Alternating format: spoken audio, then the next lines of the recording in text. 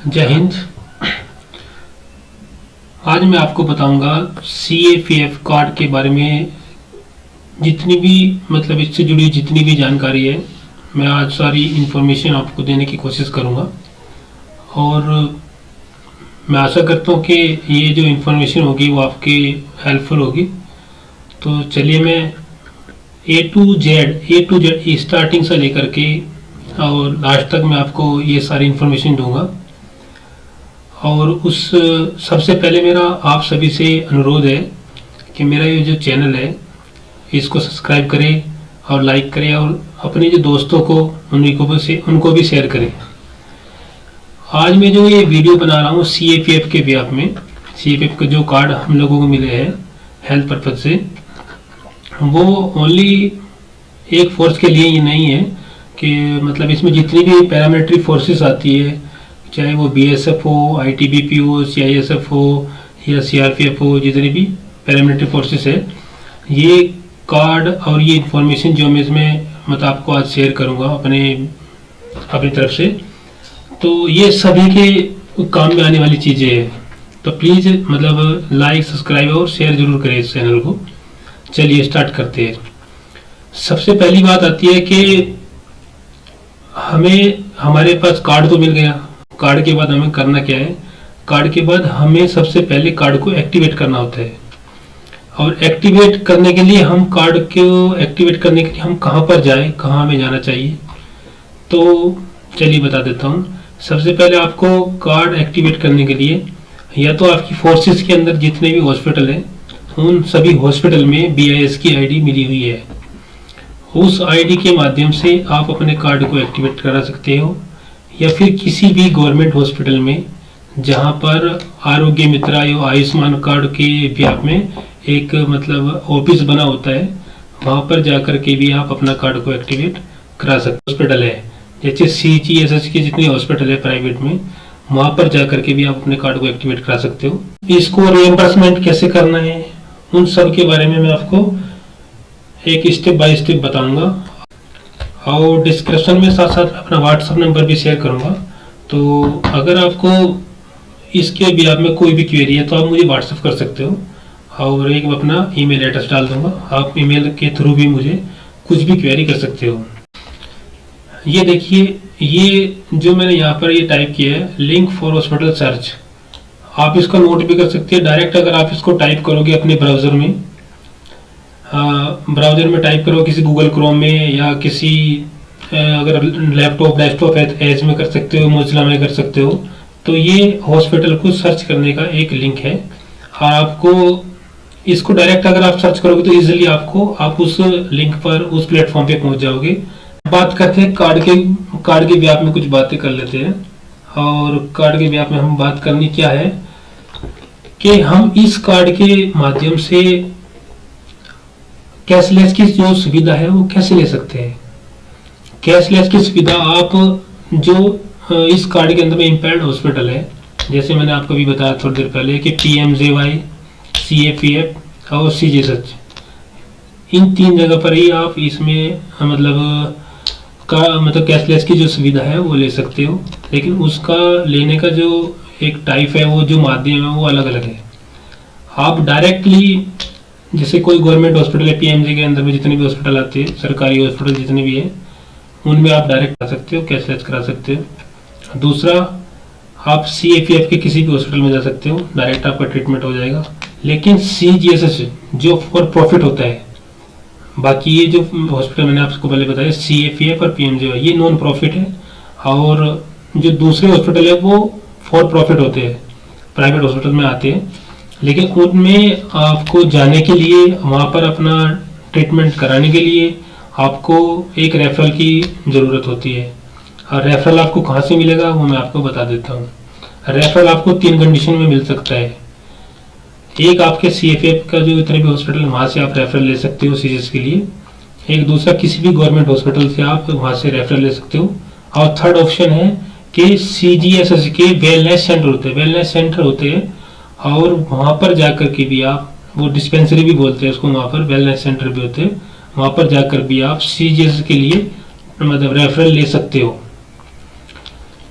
Okay, और इसका एक रेफरल का जो, अगर आप चाहते हो कि मुझे सीजीएस में ही ट्रीटमेंट कराना है, तो इसमें एक लॉजिक और भी है छोटा सा, कि अगर आपका कोई इमरजेंसी केसेस है, मतलब इमरजेंसी केसेस में आपको एडमिट करना पड़ा या कोई इंसिडेंट हुआ या कुछ भी दुर्घटना ऐसी हो, भगवान ना करे, तो उसमें उस कंडीशन में क्या होगा, आपके पास आपको कोई रेफरल लेने की आवश्यकता नहीं है, आप डायरेक्ट जा करके अपना ट्रीटमेंट करा सकते हो। चलिए, अब ये तो हो गया रेफरल की बात। दूसरी बात, इसमें एक सबसे मोस्ट इम्पोर्टेंट चीज़ ये भी है कि ये रेफरल की जितनी भी स्टोरी थी, जितनी भी मतलब चीज़ें थी, जो मैंने आपको लॉजिकली बता दिया, लेकिन इसमें एक बहुत, इस कार्ड के व्याप में एक बहुत अच्छी चीज़ हमारे लिए ये हुई है कि आप अगर किसी भी, आपके नियर बाई में कोई हॉस्पिटल नहीं है, और आपको, आप ये भी जानते हो कि गवर्नमेंट हॉस्पिटल में आप मतलब सेटिस्फाइड नहीं होते कि भाई मेरी फैमिली का मेरा ट्रीटमेंट इतना अच्छा हो पाएगा, या मतलब जाना पसंद नहीं करते, कुछ भी मान लो, वो अपने अपने रीज़न है खुद के, उसके ऊपर मैं मतलब कमेंट्स नहीं कर सकता। तो उस भी आप में आप क्या करोगे कि इसके अंदर में आप ऑल ओवर इंडिया में, ऑल ओवर इंडिया में किसी भी हॉस्पिटल में, मैंने एवरीथिंग, कोई भी हॉस्पिटल हो, चाहे वो क्लिनिक हो, हॉस्पिटल हो, या फिर मतलब कोई भी हो, मतलब आप कहीं भी अपना ट्रीटमेंट कराइए, वहाँ पर अपना जो पैसा है, जितना भी बिल्स है, वो पेमेंट करिए। बिल पेमेंट करने के बाद वहाँ से जीएसटी बिल, मतलब पक्का बिल लीजिए, आप फार्मेसी से भी, अपने जो डॉक्टर का जो कंसल्टेशन है उससे भी, और जो प्रिस्क्रिप्शन स्लिप जो होती है वहाँ जो बनती है, उसका भी एक बिल बनता है कि आपका कोई टेस्ट है, ब्लड टेस्ट है, अल्ट्रासाउंड है, या कुछ भी है, वहाँ सभी जगह से अपना बिल कलेक्ट करना है। और उसके बाद में आपको, आप उस बिल को, इसका जो CFF का जो एक TMS पोर्टल होता है, उसका भी मैं आगे बता दूंगा, उसका लिंक भी बताऊंगा, उस पर जा करके आप अपना जो बिल है वो क्लेम कर सकते हो, रिएम्बर्समेंट कर सकते हो। आपको जो उसका क्लेम मिलेगा वो सीजीएस के रेट के हिसाब से आपके अकाउंट में, आपका जो पैसा है वो आपके अकाउंट में सेंड हो जाएगा। चलिए, अब आगे मैं बताता हूँ आप रिएम्बर्समेंट कर कैसे सकते हो, उसका फुल प्रोसेस क्या है।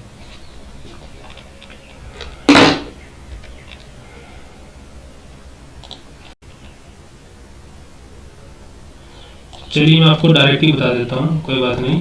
तो आपको करना क्या होगा, यहाँ पर देखो tms.pmjay.gov.in, आप एंटर मारो।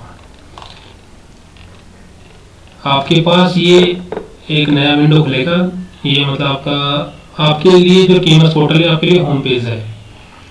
तो अब इसमें ऑप्शन बहुत है, लेकिन आपका जो ज़रूरत का ऑप्शन है उसकी मैं उसके बारे में बताता हूँ आपको। सबसे पहले क्या करना, जैसे ही आपका कार्ड एक्टिव हो जाएगा, यहाँ पर देखिए सबसे पहले जो फोर्स मेंबर है उसका कार्ड का एक्टिव होना बहुत ज़रूरी है। जब तक फोर्स मेंबर का जो कार्ड है वो एक्टिव नहीं होगा, तब तक आप इस आईडी को यहाँ पर लॉगिन नहीं कर पाओगे टीएमएस पोर्टल पर, और क्लेम भी नहीं कर पाओगे। क्लेम भी आप किसी अपनी फैमिली के इंडिविजुअल कार्ड से क्लेम नहीं कर सकते हो, अपने खुद के सेल्फ कार्ड से जो फोर्स मेंबर है वो ही क्लेम कर सकता है। ओके, चलिए अभी देखिए आपको यहाँ पर ये ऑप्शन दिखाई दे रहा है, CAPF reimbursement login. CAPF reimbursement login पे जैसे आप क्लिक करोगे तो आपसे सबसे पहले पूछेगा कि आपके पास जो अवेलेबल है वो आयुष्मान की आईडी है या फोर्स आईडी है। तो इसलिए मतलब आयुष्मान की आईडी सबको याद हो या ना हो, लेकिन फोर्स आईडी सभी को याद होती है। तो फोर्स आईडी पे आप क्लिक करिए, या कुछ भी कर सकते हो, वो आपकी इच्छा है। तो उसके बाद में अपनी फोर्स सिलेक्ट करिए, फोर्स सिलेक्ट किया, फिर उसके बाद में गेट OTP, इसके ऊपर क्लिक करिए। गेट OTP करते ही आपके पास सबसे पहले आपकी नीचे का जो कैप्चा है, जो डाउन में यहाँ पे आपको दिखाई दे रहा है F9660 वाला, ये आप यहाँ पे फिल करिए, F9660F। ओके, उसके बाद आप यहाँ पर OTP एंटर करिए।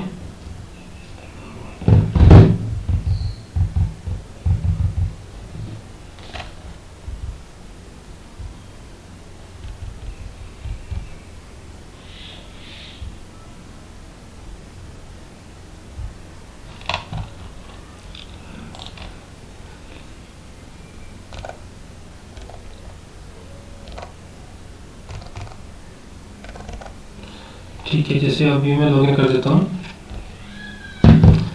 लॉगिन करने के बाद में आपके पास ये ऐसे होम पेज खुलेगा। इसका मतलब पोर्टल लॉगिन होने के बाद ये एक होम पेज है, और जिसमें क्या होता है, आपको आपने कभी कुछ नहीं किया तो आपको सबसे पहले करना क्या होता है, raise claim. Automatically home page पे होता है, तो रेज क्लेम में आप यहाँ पर भी जाकर क्लिक कर सकते हो। और दूसरा ऑप्शन आपके पास में यहाँ पर होता है, ये क्या है, पेटेंट नेम, मतलब आपका जो फैमिली नेम है, अपना है, खुद का है, या पापा मम्मी या किसी का भी है, आपने फैमिली मेम्बर किसी को भी सिलेक्ट कर सकते हो जिसका आप रिइंबर्समेंट बनाना चाहते हो। तो आप मान के चलो, जैसे मैं अभी यहाँ पर रिइंबर्समेंट करता हूँ, ये RRBHNE का, ठीक है, ओके। अब इसके अंदर में मैंने, अब देखिए यहाँ पर ये 3 ऑप्शन है। यहाँ पे है, एक ऑप्शन है फुल पेटेंट डिटेल, एक ऑप्शन है, पहले मैं एक एक करके आपको समझा देता हूँ। फुल पेटेंट डिटेल्स का मतलब ये है कि आप किसी भी मतलब हॉस्पिटल में गए, वहाँ पर अपना ट्रीटमेंट लिया, ओपीडी ट्रीटमेंट लिया, आप एडमिट नहीं हुए, तो आपको ये ऑप्शन चूज करना है क्लेम करने टाइम। आप जो रिइंबर्समेंट करते हो तो आपको ये ऑप्शन चूज करना है, और पेटेंट डिटेल का। अगर आप मतलब थोड़ा बहुत टाइम के लिए, कुछ टाइम समय के लिए अगर आप एडमिट हुए हो, तो आपको सेकंड ऑप्शन लेना है, इन पेटेंट डिटेल पार्शियल में, ये आपको चूज कर लेना है। अगर आपको लगता है कि आपका ट्रीटमेंट कुछ लंबा चले और आप एडमिट भी लंबे टाइम तक हुए हो, तो आपको फिर फुल वाला जो इन पेटेंट है ये आपको सिलेक्ट करना है। चलिए अब मैं आपको बताता हूँ। आउट पेटेंट के सिलेक्ट किया, करने के बाद यहाँ पे रेज क्लेम के ऊपर क्लिक करना। अब इसमें कुछ छोटी छोटी सी बातें हैं जो बहुत मतलब डीपली है, आपको मतलब हेल्पफुल रहेगी, तो आप लोगों से रिक्वेस्ट है कि मतलब इसको थोड़ा सा मतलब डीपली देखिए, समझने की कोशिश करना।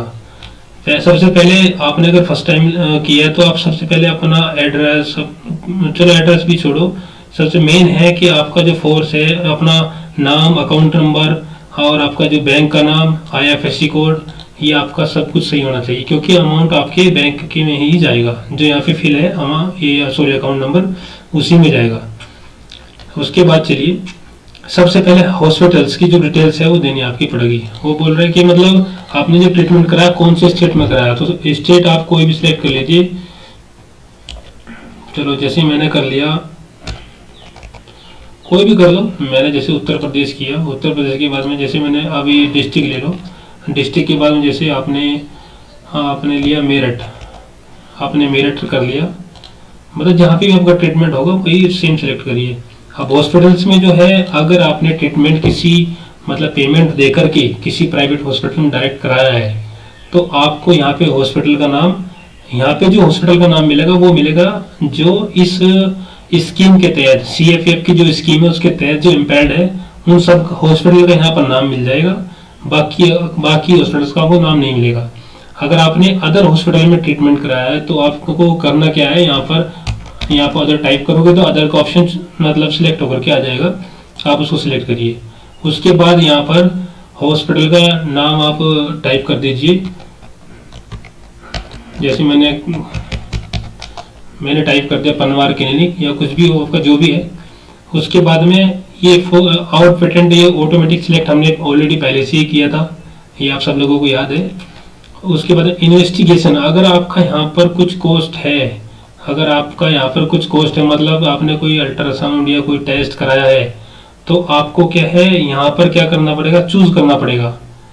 अगर आपने मतलब कोई टेस्ट नहीं कराया तो आप इसको एज इट इज ऐसे ही छोड़ दीजिए, आपको यहाँ पे डालने। अगर आपने कराया है तो उसी के ब्याप में आप, डेंटल है, डेंटल के ब्याप में आप डेंटल सेलेक्ट करिए, वहाँ आपने कितना अमाउंट पे किया है उसके लिए, मतलब टेस्ट के लिए, लेकिन उसका बिल आपके पास होना चाहिए। आपने वो जितना भी क्लेम यहाँ पे पैसा डाल दीजिए जितना आपने पेमेंट किया वहाँ पर, और उसके बाद में ऐड इन्वेस्टिगेशन कर दीजिए। चलिए मैं आप कर देता हूँ, मान के चलो मैंने 200 रुपये का पेमेंट किया था और मैं ऐड कर देता हूँ। देखिए इन्वेस्टिगेशन डायग्नोस्टिक एडेड ये सक्सेसफुल, आपके पास ये स्क्रीन के ऊपर शो ऑफ हो गया है, इसको ओके कर दीजिए। नेक्स्ट,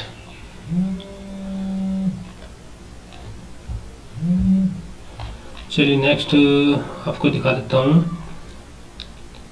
हाँ चलिए ये हो गया। होने के बाद में इन्वेस्टिगेशन कंप्लीट होकर के यहाँ देखो, यहाँ पर ऐड होकर के, ये देखिए यहाँ पर ऐड होकर के आ गया। इसको मैं थोड़ा और बड़ा कर देता हूँ, इसको आपको दिखाई दे। ठीक है, अभी आ गया हमारा फार्मेसी। फार्मेसी मतलब मेडिकल स्टोर से आपने जितनी भी दवाइयाँ, जितनी भी मेडिसिन लिए हैं, उन सभी का बिल्स आपके पास होना चाहिए। लेकिन यहाँ पर एक्चुअली होता क्या है, जो जनरली होता है कि बेसिकली ये है कि हम लोगों के पास में इतनी इन्फॉर्मेशन नहीं होती कि हम मेडिसिन को यहाँ पर खोज सके, और हम उसका जो साल्ट है, उसका नाम है, हम लोगों को नहीं पता होता है। तो उसमें करना क्या होता है, आपको कोई ना कोई दवाई का नाम यहाँ पर सर्च नहीं मारना, क्योंकि दवाई का नाम से यहाँ पर नहीं मिलेगा। यहाँ पर जो सर्च होता है वो एक साल्ट के नाम से होता है। जैसे आप कुछ भी लिखोगे,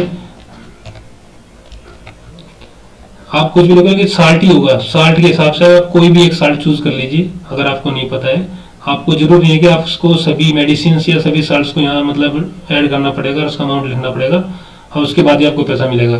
क्योंकि वो सब चीज़ हम मतलब नहीं कर सकते, हमें उसके बारे में इतनी इन्फॉर्मेशन नहीं होती है। तो आप कोई भी एक मेडिसिन के ऊपर एक साल्ट देखिए, कोई भी एक यहाँ से सर्च कर करके ऐड कर लीजिए। तो लेकिन हाँ, उस जिसका हमने साल्ट लिखा उसका मेडिसिन का ब्रांड नाम डाल दीजिए। जैसे मैंने कुछ भी डाल दिया, एन डाल दिया, कुछ भी डाल दिया। क्वांटिटी में आप एक क्वांटिटी लिख लीजिए। क्वांटिटी लिखने के बाद में आप जितना आपका बिल का टोटल अमाउंट है, ऑल मेडिसिन का जितना भी आपका टोटल अमाउंट है, वो आप यहाँ पर लिख दीजिए। जैसे मैंने 2000 कर दिया। 2000 करने के बाद में ये ऐड फार्मेसी के ऊपर जैसे क्लिक करोगे तो इसमें लिखा आ गया फार्मेसी एडेड सक्सेसफुली। तो ये अभी मेरा तो 2000 का जो बिल है वो मेरा ऐड हो गया है। अब नेक्स्ट ऑप्शन हम चलते हैं। अब देखिए ये यहाँ पर ऐड होकर के आ गया। उसके बाद में चलिए आपको अदर रिलेटेड चार्जेस, अगर आपको कोई अदर चार्जेस है, मतलब इट मीन्स तो कुछ भी चार्जेस है, तो अब दूसरी बात देखिए, आप यहाँ पे उसको भी ऐड कर सकते हो अगर है तो, अगर नहीं है तो ऑप्शनल है, आप इसको ऐड भी नहीं कर सकते हो। ठीक है। दूसरी बात, जैसे देखो हमने यहाँ पे क्या है, एक इन्वेस्टिगेशन के नाम पर ये ऐड किया था हमने। तो हमारा ऐड होने के बाद में अब जैसे अगर हम ये ऐड नहीं करते तो ये आपके जैसे डॉक्यूमेंट्स का जो अटैचमेंट मांगेगा कि अपने डॉक्यूमेंट्स ऐड करिए, तो उस समय होता क्या है, ये ऑप्शन वहां पे तभी शो ऑफ करेगा इसका मतलब ऐड करने का, अगर आपने यहाँ पे अमाउंट डाला है। अगर आपने अमाउंट नहीं डाला है तो ये वहां पर आपसे डॉक्यूमेंट्स भी नहीं मांगेगा। ओके, अभी आगे चलिए।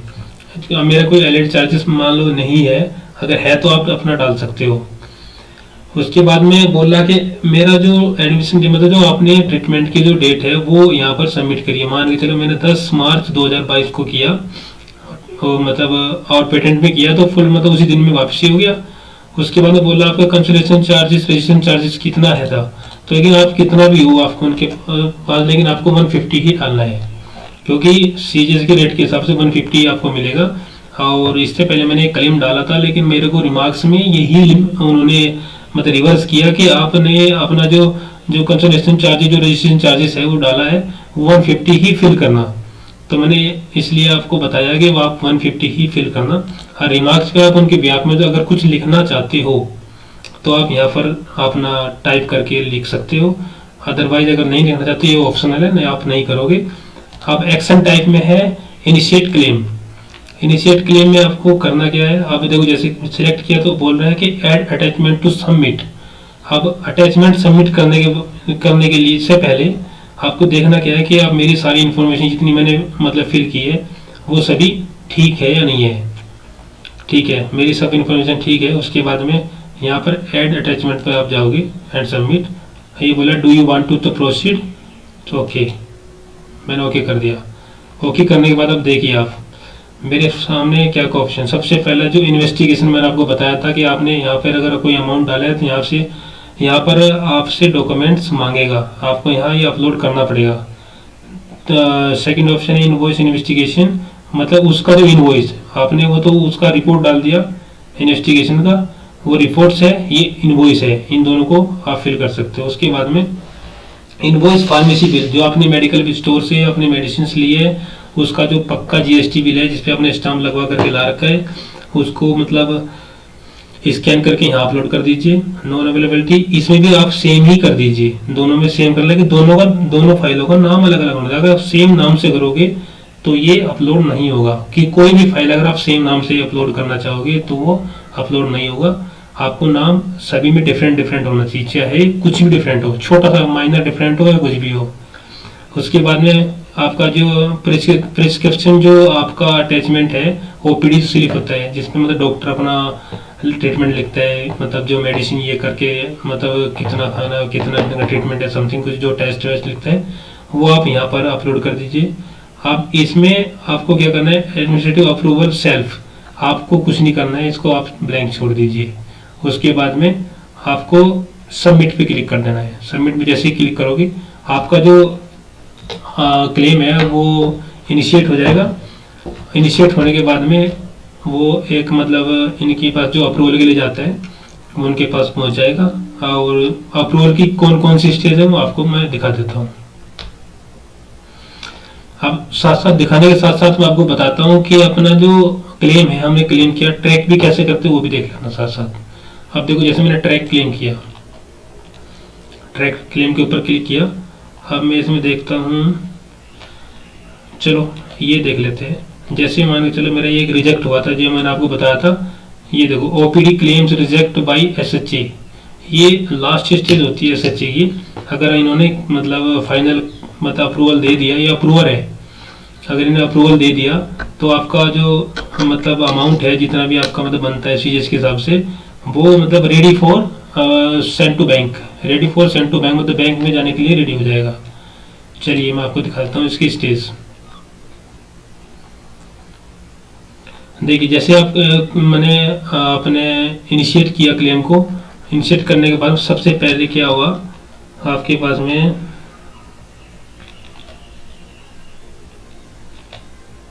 हाँ जी ये है आपके पास में, देखिए doctor ocean Batra CPD, designation इनका सीपीडी, इनके पास अप्रूवल जाता है। ये अप्रूव होने के बाद में एसीओ के पास जाता है, एसीओ के बाद अप्रूव होता है तो सब बाद में जाता है अप्रूवर, जो मैंने अभी आपको बताया था एसएचए। जैसे यहाँ से अप्रूव होता है तो उसके बाद में पेमेंट के बाद एक अप्रूवल है जो पेमेंट के लिए रेडी हो जाता है, फिर उसके बाद अमाउंट आपके अकाउंट में आ जाता है। और ट्रैक करने का भी आप मैंने आपको भी बताया ही था। देखिए अगर मेरा ये है 2849 रुपीज़ का मैंने क्लेम रेज किया था, ये देखिए, और उसमें अभी क्या लिखा है यहाँ पर देखिए, OPD claim send to bank, ये मेरे बैंक अकाउंट में आ गया पैसा, इसलिए यहाँ पर ये रिमार्क्स मुझे शो ऑफ कर रहा है। ठीक है, तो आपको आप ऐसे क्लेम कर सकते हो। बाकी अगर आपने जैसे मैंने भी अभी आराध्या सैनिका करके मैं दिखा रहा था आपको, क्लेम रेज कर रहा था, लेकिन मैंने उसको लास्ट में सबमिट नहीं किया। जो जिस चीज़ को आप सबमिट नहीं करते या बीच में आपको कुछ काम आ गया या फिर आप चले गए, तो वो चीज़ आपको यहाँ पर रिएम्बर्समेंट ड्राफ्ट केसेस में आपको मिलेगा। आप यहाँ पर जाकर के दोबारा उसको वहीं से रिज्यूम करके मतलब वहीं से दोबारा उसके ऊपर कार्रवाई या अपना जो भी प्रोसेस है वो आप कर सकते हो। अब देखिए इसमें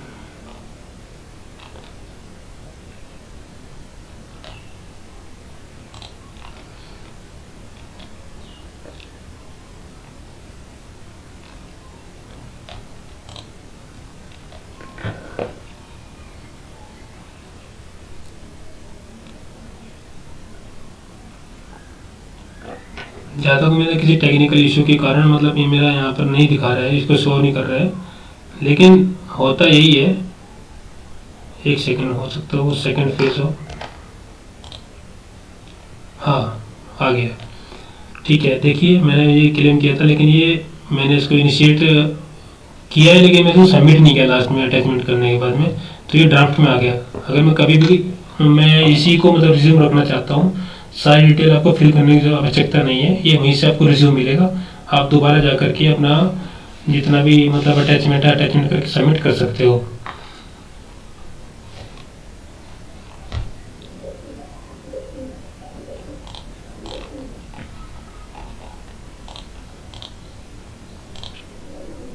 उसके बाद अपना लॉग आउट करने के लिए यहाँ से लॉग आउट कर सकते हो। और इसमें मैं एक ज़रूरी जो चीज़ है मैं आपको बता देता हूँ। ज़रूरी चीज़ें ये है कि पहले क्या था, आप क्लेम इनिशिएट होने के बाद पहले गवर्नमेंट ने क्या है 3 मंथ्स का जो टाइम था मतलब आपके अकाउंट में पैसे आने तक का, लेकिन अभी गवर्नमेंट ने क्या किया, अभी गवर्नमेंट ने उसको घटा करके 1 मंथ कर दिया। अगर आपने कोई भी अपना क्लेम रेज किया, इनिशिएट हो गया, इनिशिएट होने के बाद में 1 मंथ के अंदर अंदर आपके अकाउंट में आपका जो क्लेम किया हुआ पैसा है सीजीएस के हिसाब से सीजन रेट के हिसाब से आपके अकाउंट में पैसा आ जाएगा। बस आज के लिए ये वीडियो मेरे हिसाब से काफ़ी लंबी हो गई है, और मैं आशा करता हूँ आप सभी को मतलब ये वीडियो बहुत अच्छी लगी होगी, और इसमें मैंने ज़्यादा से ज़्यादा मतलब आप लोगों को समझाने की कोशिश की है। लेकिन आप सभी लोगों से मतलब रिक्वेस्ट है कि आप इस वीडियो को शेयर करना अपने दोस्तों को, जिससे मतलब इस स्कीम का जो लाभ है वो सभी उठा सकते हैं, सभी उठा पाए। और इस मेरे चैनल को सब्सक्राइब भी करना, जिससे क्या है मैं दोबारा कुछ इससे जुड़ी हुई जो वीडियो है इसके बिहाफ में अगर मैं आपको बनाऊँ तो वो उसका नोटिफिकेशन आपको मिल जाए। और अपना